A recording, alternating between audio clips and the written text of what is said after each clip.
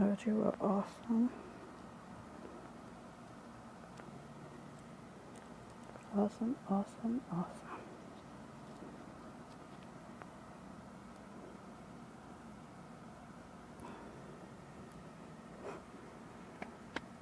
You before the conqueror, took the keys from death and hell. Join with heaven, we declare you're greater, greater. You have overcome the world, took the keys from death and hell. Praise the Lord, Minister Barrett.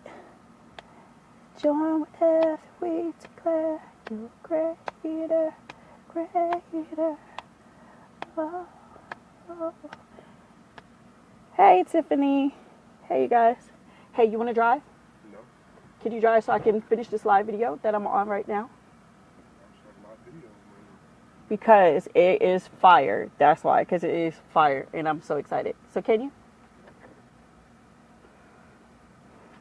Thank you. Hang on, guys. Let me switch seats. Go ahead. Make haste. No point in asking if you're not going to take it. Well, that's because it wasn't the right answer. Praise the Lord, everybody. Praise the Lord, everybody. Hello. I hope y'all having an awesome day. I am having an awesome day because I am amongst the land of the living. So I'm overexcited. Today I've been just going before the Lord, trying to find out, okay, what do I say to encourage all of us? Because, you know, the word is first for me. Then, of course, it goes out to everybody else. I'm like, okay, nothing came to me like all day. I'm like, okay, I don't know, but okay. So then around 1 o'clock, I heard, don't stop, don't lose momentum. I'm like, okay, God, all right. So on my way driving to get my son from work, that's when he gave it to me. Hey, Tania. That's when the Lord gave it to me. And I want to share it with you guys, because when he gave it to me, I was so excited. I'm like, oh my God, I can't keep this to myself. So let's go briefly. Hang on, try not to move so much. Briefly to Daniel 10:11 through 13. Daniel 10:11 through 13. If y'all can't access it right now, then you can just jot it down or save it in your phone and read it later. So we're going to go to Daniel 10:11 through 13. Then after that, quickly, Daniel 9 and 23. This is the way he gave it to me. So I know it's backwards, but that's the way he gave it to me. So, and it reads, let's go, hang on. I had to scribble it down, so bear with me. Daniel, you who are highly esteemed, consider carefully the words I'm about to speak to you, and stand up, for I have now been sent to you. And when he said this to me, I stood up trembling. Then he continued, do not be afraid, Daniel. Since the first day that you set your mind to gain understanding and to humble yourself before your God, your words were heard, and I have come in response to them. But the prince of the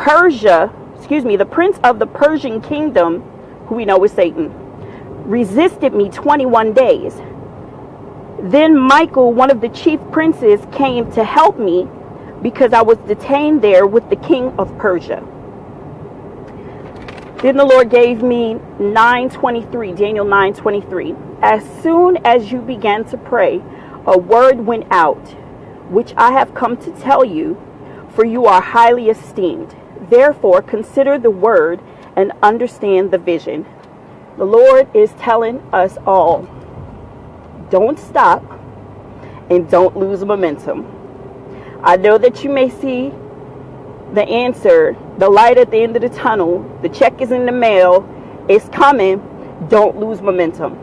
Don't lose momentum, because in the spirit world, There is a battle that's going on.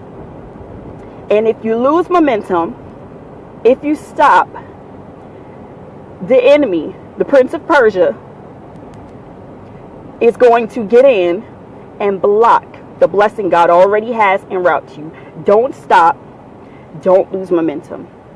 If you have already gotten the blessing that you've been praying for, if you've already received what it is that God has been promising you, if you're already in that season and you're walking in it and everything is just being made manifest, the vision that the Lord gave me was the battlefield, an actual military battlefield, where if you're running and there's fire all around, people are just bullets raining, bombs dropping everywhere, and you're running towards wherever the goal is, and your brother trips and falls.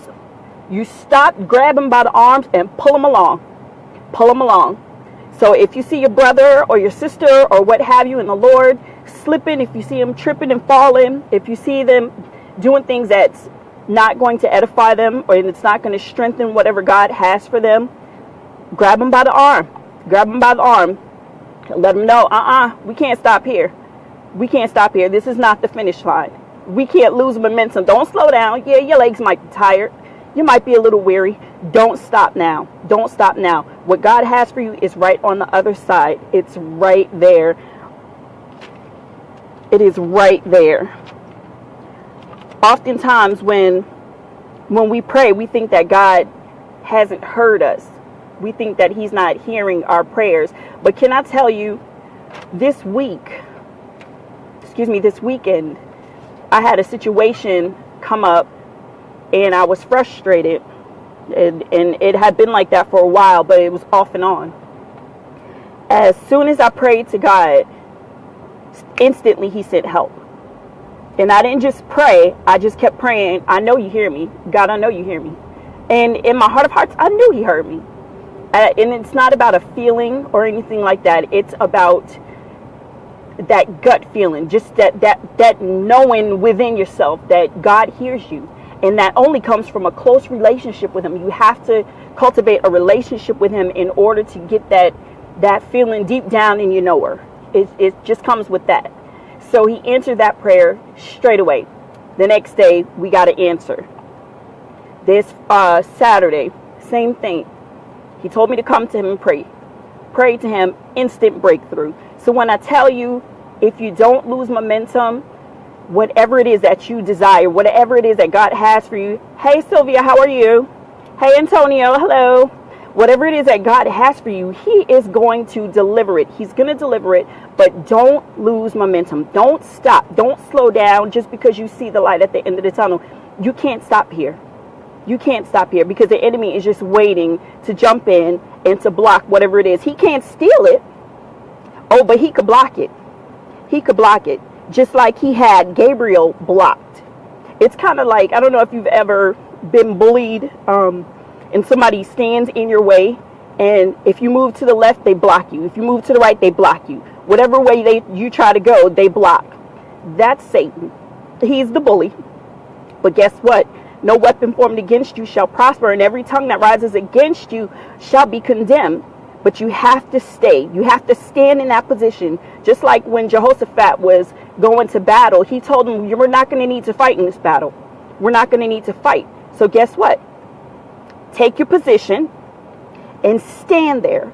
Hold that position. Don't lose it. Stay right where you are. What is that position? It's a position of praise. He was talking to Judah and to Jerusalem. The prophet was talking to Jehoshaphat and Judah and Jerusalem. And so while he's telling them to maintain that stance of praise, because everybody knows that Judah stands for praise.